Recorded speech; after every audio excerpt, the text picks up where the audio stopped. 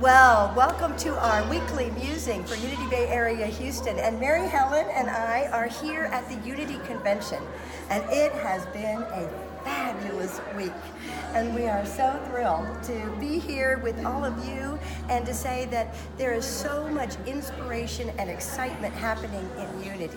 Right now, we've been working on 2030.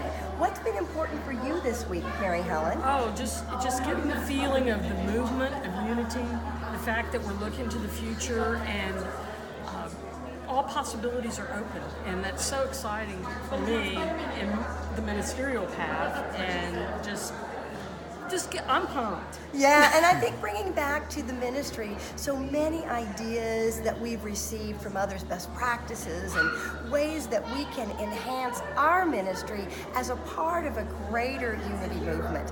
And we know we're grateful for that. And we're grateful to share with you this weekend a celebration of our fathers. And we want to celebrate all of the fathers that we each have individually, because we know that's been such an important role in our lives, whether they're living or gone. We want to honor them. And this week, we'll be also honoring the Fathers of Unity. So come join us on Sunday.